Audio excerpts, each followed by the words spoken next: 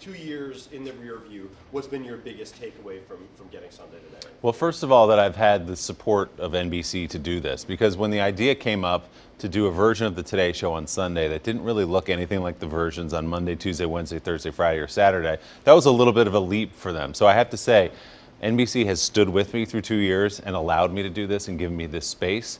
And what I really wanted out of it was a place to do a little bit more, to go deeper and to go longer. So, for example, with these interviews, the Sunday sit-down we do every week, you know, during the week you might get 3.5, 4 minutes with a Bill Murray.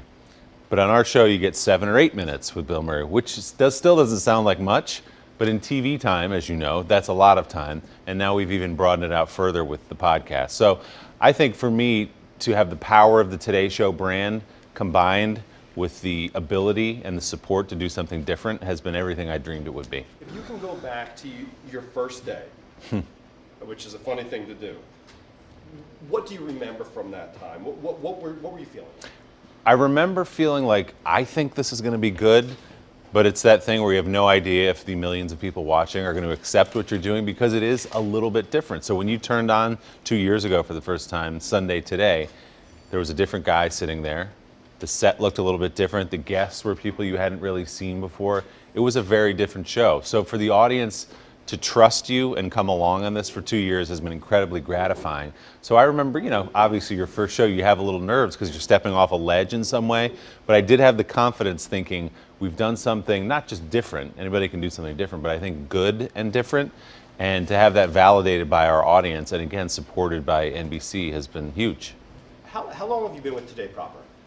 I think I was first on the Today Show 8 years ago at the Vancouver Olympics. So going on a decade, and I hosted the 9 a.m. hour for 4 years from 2012 to 16. So the roots are deep here, and I think they trusted me enough to say, this is a brand that we care a lot about. This is a brand we're putting in your hands on Sunday. Don't screw this up, and hopefully I haven't.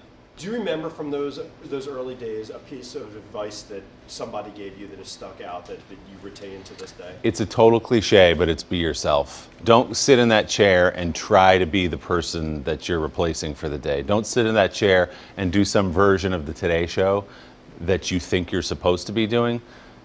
We have you here because we like the things we've seen you do elsewhere. So just be that person, be yourself. So I know it really does sound like fortune cookie wisdom. Be yourself. It's so basic, but it's so true, and it's really what's guided me all through my career. Audiences are so smart, and they consume so much media, and they get to see behind the scenes so much now. They know if you're faking it, and that's why, you know, in the last couple of weeks, people were asking about Hoda and Savannah, and why does that work around the anniversary of Hoda and Kathy Lee's 10th anniversary? And it's that word. It's authenticity. Hoda is real. She's not hiding anything from you. She's not playing some character on TV that she's not the minute the cameras go off. She is who she is, and that's why people are responding to it.